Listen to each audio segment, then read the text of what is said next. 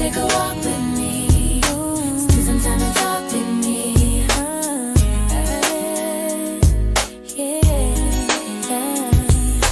Come and take a walk with me. Spend some time and talk with me. Hey everyone, welcome back to Walk With Me. I know many of you have seen this viral video, a bold robbery caught on camera with the suspect stealing right in front of a rolling phone. What you might not know is that this very clip helped police track down and arrest 3 people connected to the crime. Today we're walking with the man behind the camera, the everyday citizen who turned into an unlikely hero by hitting record at just the right time. We'll hear his story, what went through his mind in that moment, and how one video can make a big difference in keeping our community safe. Let's get into it. Hey, welcome everybody to Walk With Me, where we interview people that are doing interesting things, making an impact on their society or the world around them. I'm Ed Owens. Today we have Sean Peoples, and I know him personally because he's my senpai. Sean's expertise is in Jitsu and how he's using that to impact people, showing self-defense, building their confidence levels, how he's helping kids with bullying.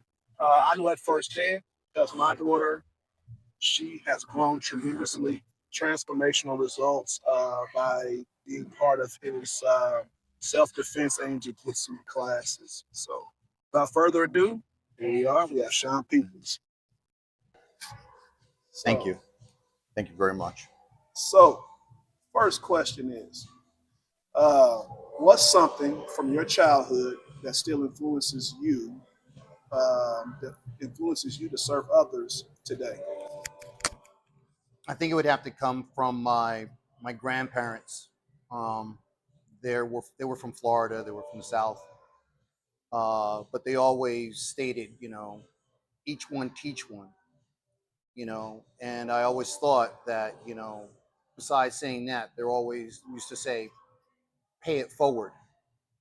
So that's always influenced me by the kindness that others have always demonstrated and have shown me. I've always felt it was my responsibility was to pay it forward, and each one teach someone something that I might know that could benefit them. So that's how I've been influenced, I guess, as far as how I act or how I carry myself. Was there a single moment that made you say, I have to do this work, or was it a slow coming to that said, like, hey, um, I need to get involved, or I need to. Well, first of all, tell the people what you are doing um, that are impacting young people. I kind of alluded to it at the beginning, but talk more about what you're doing with Sato and how that's. Thank you for getting that right. Niseido is second generation jiu-jitsu. And the reason why I began working with young people like your daughter and others is that my daughter had a friend that was attending school, middle school, and the bullying had become so severe that she ended up having to leave middle school and ended up being homeschooled. There's another young man that you've trained with and that you've helped with on Sundays. He also was subject to bullying, where he was just sitting at a table and someone came up behind him and just poured water over his head. There was a very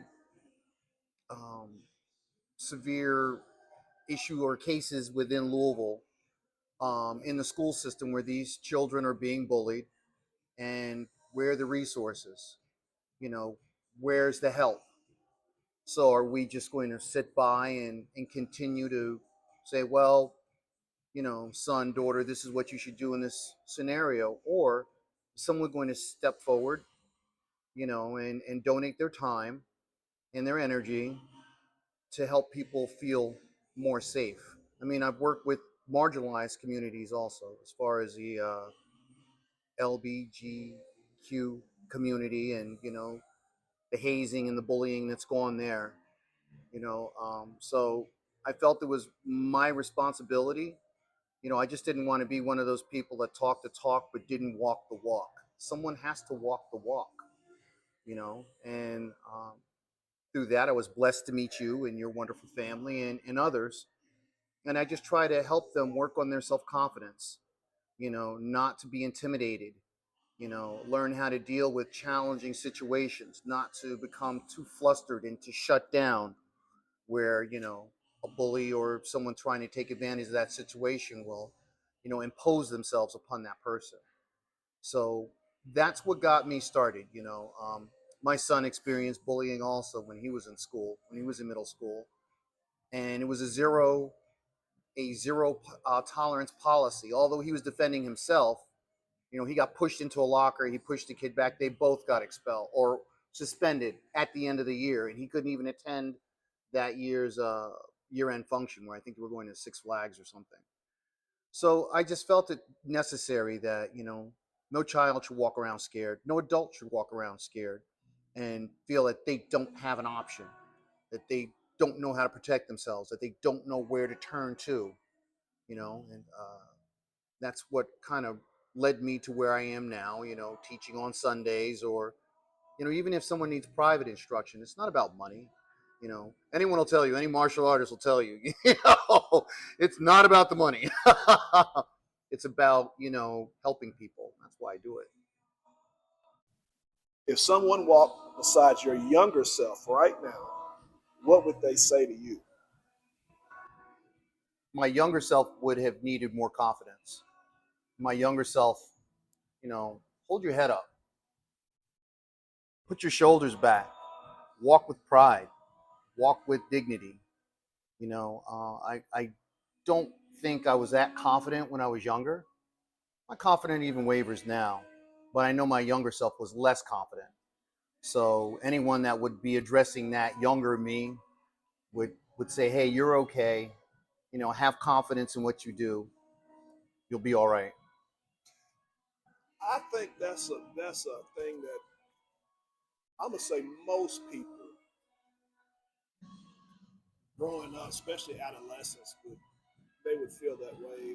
They think that way because they're going through a period where they're trying to find themselves, where they're not sure of themselves because they're still trying to find themselves. So that makes a lot of sense, and I think what you do is help people through that time because I know in the Sunday classes, a lot of them, are kids, and they're either going to enter that stage where they're unsure of themselves, or Sure. going through transformations. They're just Sure. really trying to find themselves, and I think that's the great benefit that you provide is helping them navigate through what they're feeling, how they're feeling, and to block out the noise, which a lot of times makes people spiral into something Exactly. negative. And I think that you do a good job of Thank you. navigating that part of it. Public speaking is very intimidating. And often you'll find, even as an adult, when you're confronted by a group of people, hands might get a little sweaty, like mine are now. Your eyes are shifting. Maybe you're shifting back and forth because you're not accustomed to speaking to a group of people. The same thing with a child, or a young person. I want to say young adult, when they're, confronted by a group of people, and maybe you don't have on the most recent shirt. You're not wearing that new designer gear, and someone makes a comment, and then that person becomes flustered and they feel uncomfortable. So I try to have them feel more confident in themselves. Listen, that's your shirt. And that shirt is what your parents got you. And you liked that shirt. So it doesn't matter if the other people, they don't like the shirt. Well, that's fine. They wear what they wear. You wear what you wear. But be confident and comfortable about being in your skin, in your clothes and who you are. And that's part of what we do on Sundays, to make sure that any individual is comfortable with who they are. You know, thin, large, short, tall, you know, that's your body. You know, learn how to use your body. You know, so that's very important to me, that everyone has a sense of comfort and confidence. And that's what we try to build on. First question is, what misconceptions people have about the work that you do? So I know that's Well, I think as many people think that, you know, I'm a martial artist full time. I live the martial artist lifestyle. And I guess you can say that I do that every day. But I work in the financial industry. And that is my meat and potatoes, pay the bill, 9 to 5 job, Monday through Friday. So I guess many of the misconceptions are like, you know, I'm some kind of guru sitting aside, you know, in a zen, like, okay, what will class be today? How will we breathe? And, you know, of course I enjoy doing that, but my meat and potatoes, as far as what I do professionally, you know, I work for a very large company. I'm in corporate America. You know, I do customer service. I can't, of course, mention them, but you know, that's what I do professionally. So do people like think another misconception that might be put up on you because you are a martial artist? People think like, hey, he's a tough guy, and Oh Lord. you know, stuff like, or are you teaching these kids to brutalize? Right, right.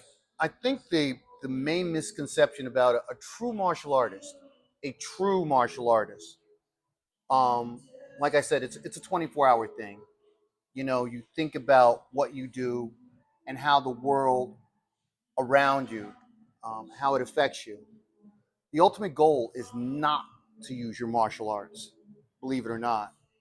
You know, because people are quick to sue. They're quick to sue. So if you can verbally de-escalate the situation, hey, that's a form, you know. But I think many of the misconceptions are that, you know, once again, because I studied in a particular art form, listen, on any given day, you know, hey, I can get hit with that haymaker and it could drop me. I'm not invincible. I can't stop bullets or you know, dodge them. You know, I just have the techniques that I learned try to help me survive that encounter and keep moving forward. And I think that's what's important to let people know. Martial arts, it's a terrific discipline. It's a great way to, you know, find yourself, you know, push yourself, find your limitations. But at the same, and you and I, we've sparred, Right. you know, and I've been hit by you. It's not much fun. But once again, it also showed you I'm not invincible. You're like, hey, I just caught him with that. I thought, you know, senpai was supposed to have this training or that training. On any given day, you can get hit and you can be put out. Well, I think everybody watches Kung Fu and Grasshopper. Right. They see the Bruce Lee movies, or at least us older cats did. Now I don't even know who's out there. You know, well, you have talented martial artists like Michael Jai White, awesome actor, awesome martial artist, Wesley Snipes, you know, but you see them in film and you're thinking like, well, that's martial arts. And, you know, Well, they even say it's totally different. it's totally different on film. They'll make that clear distinction themselves. Hey, this is real life. This is Right. You know what I'm saying? They make that distinction. Yeah. So I mean that. Yeah, I think when people hear, you know, especially with the popularity of MMA, Right, right. you know, they, oh my God, and something else that I think people, when you say jiu-jitsu, could you clarify when you say jiu-jitsu, the difference between Japanese jiu-jitsu and Brazilian jiu-jitsu? I think the marketing of Brazilian jiu-jitsu Oh, it's huge. has gotten to the It's point huge. where if you say jiu-jitsu, Right. What the Gracies did with that in the first, you know, the first UFC event, that was really sponsored by them. and it was to show what Brazilian Jiu-Jitsu does, which Brazilian Jiu-Jitsu is derived from Japanese And Jiu-Jitsu. that's what I was wanting. Yes. Yeah. But and they're both beautiful art forms, so I'm not disparaging either one. No, but there's a difference. There is a difference where you'll find with Brazilian Jiu-Jitsu, there's a lot of ground techniques that you'll work on. Tremendous amount of ground techniques. They have awesome flexibility. Beautiful. With Japanese Jiu-Jitsu and what we do as far as Goshin Jiu-Jitsu, we're more judo-esque. We have a lot of throws in what we do. We have Kansetsu Waza, which are a lot of joint locks. We have Shimi Waza, which is strangulation techniques. We have Gatame Waza, which is controlling people on the ground. And Nage Waza, which you've learned, are your throws. So the difference between the two is, what you study is for self-defense. It's not for sport. It's not sport really applicable, and I'm teaching you to hammer fist someone in the bridge of their nose to break it and activate their eyes, and so they're tearing and hampering their breathing So because you get they're away. so you can escape that situation. We're not doing it for points. And once again, I'm not taking away from Brazilian Jiu-Jitsu at all. But I mean, sport is sport. sport is sport, self-defense is self-defense. So there's two different applications. And can you use that sport as self-defense? Of course. I'd rather not be on the ground, but if I'm going to be on the ground, I wouldn't mind knowing what to do on the ground. Right. So So what's the hardest part about making a difference? I guess you never know how much of a difference you're making until you're interacting with the group or the people that you're trying to make a difference with. Yeah. So there's no barometer, there's no judge, there's no one person or one thing that's going to tell me whether You're effective or I'm not. being successful or not until I hear from the people that I'm trying to affect. Wow, that makes a lot of sense. I never really thought about it that way.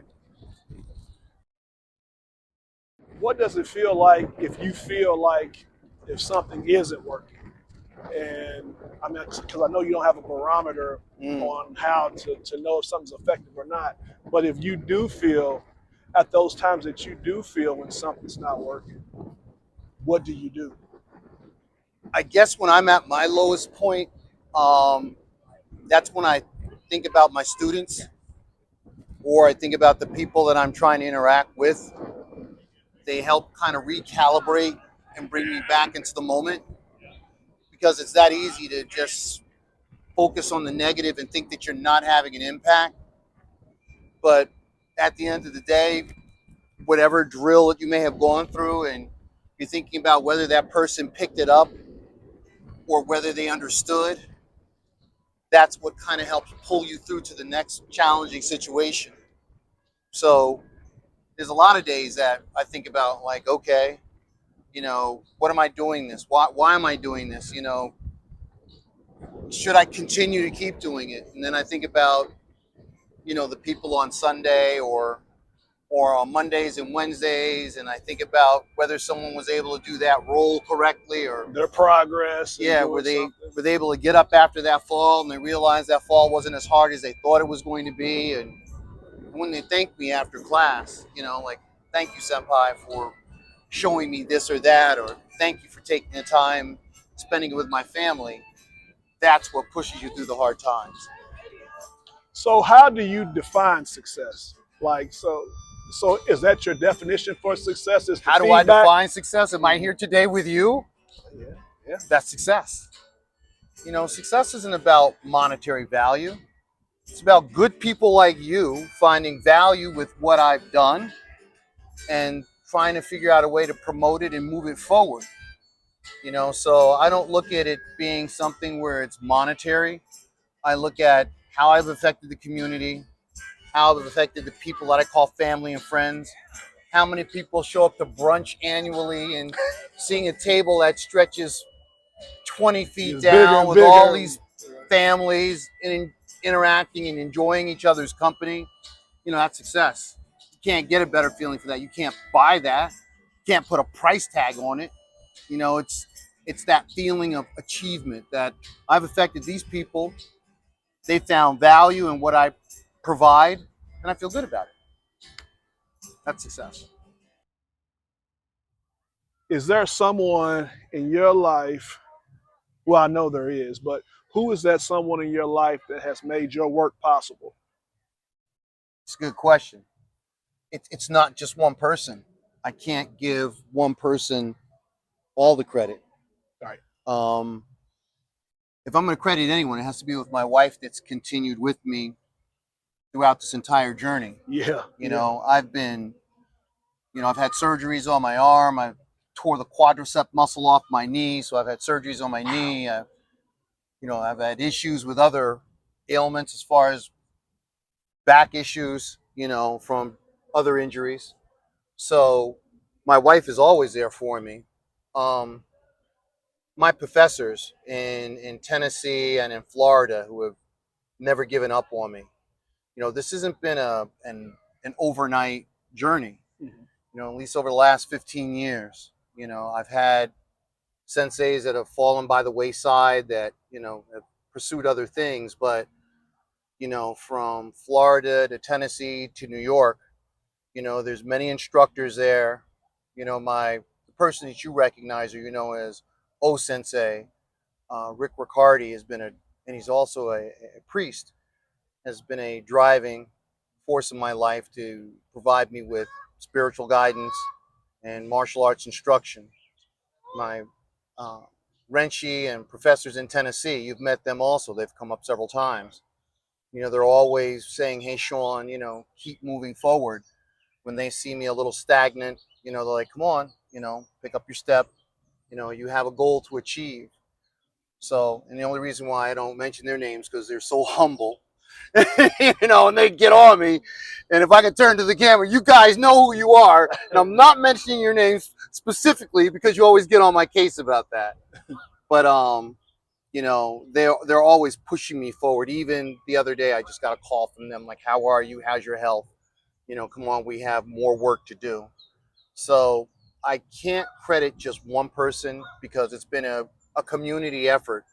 The head of our organization actually drove from Florida in a U-Haul with several mats and crash pads and a kicking dummy and brought it to the library for us to use to train with.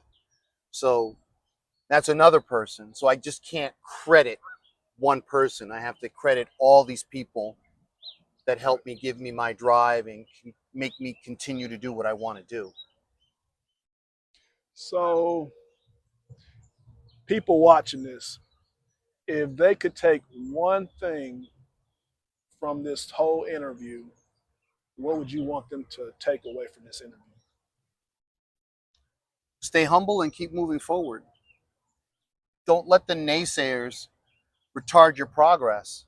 Be confident in yourself and it'll happen. It may not happen overnight. Right. You know that. But if you stay true to yourself, like I said, with that humility, a lot comes with it. I don't brag about things I can do or what I've gotten or what, that type of thing. Keep it to myself. I pay it forward. And that's what's gotten me to where I am today. And I'm very pleased with that.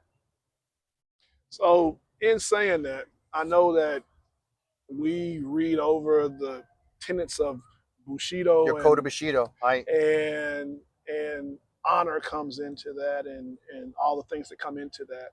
Honor, integrity, respect. Yes. Recently, you've been viral. Oh, yeah. On the news, on social media. I think because you exercised. Sure. Those things. Could you talk about that? Sure. Well, I live the code of Bushido. Code of Bushido is who I am. Can't fake the funk. You have to believe in what the tenets that are in front of you. So when I walked into the situation, I don't know if I can mention the organization or not. A drugstore. When I walked into the drugstore and the clerks were behind the counter, They were yelling at an individual, telling him to stop and to get out the store, to leave. And he had a duffel bag that he was just filling with merchandise. So how can you follow the code of Bushido, bravery, integrity, honesty, and stand there and just watch someone stealing? I didn't seek them out. I wasn't trying to be a hero. But this person was stealing in front of me. What can I do short of physically intervening? Right. And that'll get you a charge. Exactly. So after calling 911 and 911 saying, well, the store has its own internal policy, that wasn't good enough for me, because I'm like, well, they can't do anything. So I figured I'd start to film him. I would start taping what he's doing. Maybe that might deter him. Maybe that might. One would think if somebody was, I'd have been like you. Yeah, I mean, because we were just as close as you and I are, Right. as close as I was to him, and I was just constantly speaking to him, like, look at this guy. He doesn't care. He's just taking whatever he wants. Exactly. He has not a care in the world. He's just stealing. And then he went to another shelf, and he's just continuing to steal. So, once again, that was all I could do at that point. Unless he got aggressive with me, I could only film. So I followed him outside because, once again, the clerks couldn't follow him. They couldn't leave the premises. And that's why I was able to film who was driving, the person in the passenger seat, and I also got the license plate as they pulled away. And to find out they had been targeting other retail stores in the area. And I guess at the end of the day, they end up apprehending 5 people and Right. confiscating 3 cars. Once again, it wasn't for clicks. Hey, I didn't get paid for it. I didn't even hear from the institution that where it happened at. But that's not important to me. What was important, when you are a member of a community, you do what you can to protect that community. When you live by a code, and I don't know if the code's antiquated now or not. It doesn't seem like there were a lot of people where I received negative comments that don't live by a code anymore. Which is a shame. But you have a code because I train with you, and I know you have a code. I see how you act. Definitely. So how would you look at me being your senpai, interacting with you every Sunday, to say, okay, I watched this happen and didn't do anything. Hey, Ed, I just watched this guy steal all this stuff. What'd you do, Sean? Well, I did nothing. I just watched him steal it. These are things, these are thought processes that I have. I have to, if I have a certain code and I say I'm going to live by that code, then I have to execute it. And that was me executing that. And thank goodness it went viral. It has, I think it's up to 1.3 million views. The police were able to go into action and apprehend the individuals. And at the end of the day, well, those are 5 less people that for at least this time aren't going to be stealing.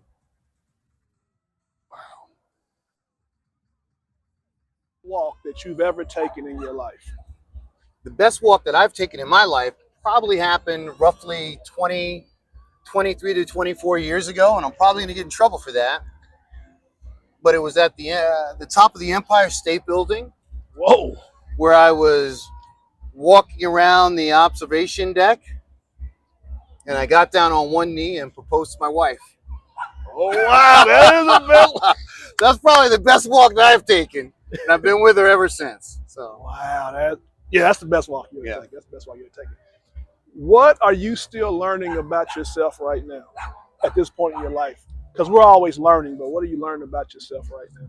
patience.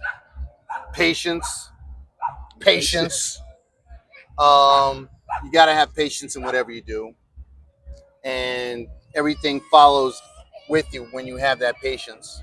So, I'm still learning how to work on my patience. I'm still learning how to appreciate, what I have. Right. So I'll continue to work on that patience. So at this point in your life, so let's just say at this point in your life is a chapter, right? Right. And metaphorically, it's you're walking, and in this part of the walk, you're in a certain chapter in life. Would this be the beginning of a chapter, a middle of a chapter, or end of a chapter you go into? Beginning, because I'm still learning so much. I'm still learning about the martial art I study. I'm still learning about myself. I'm still learning people. Mm-hmm. You know, it's nowhere near the middle, and hopefully, God willing, it's not the end. Well, I mean, you have a lot of chapters, so this is just one chapter. This So, one chapter is yeah, so still my beginning chapter, because I've just learned so much over the last several months, you know, that have changed my thinking, that have made me appreciate more. You know, yeah, I've been on this path for a little bit, Mhm. you know, and like I said, at points it's stagnated and other times it's picked up and accelerated. But at this point, I'm at a learning curve where I've just learned some important things Mhm. about, you know, training, people, friendship, you know, and I find that to be very rewarding and as a learning experience. And it's at the beginning of that chapter. Gotcha. Well, everyone, thanks for tuning in to Walk With Me. I hope that you enjoyed Sean's story. I know I have. I know I've learned a lot from him, not just from this episode, but actually training with him and him training me and my family. So if you get a chance, he offers free classes at the library. And so you can contact us to get more information. Just thanks for tuning in, and see you next time. Spend some time and talk with me. Yeah. Come and take a walk with me.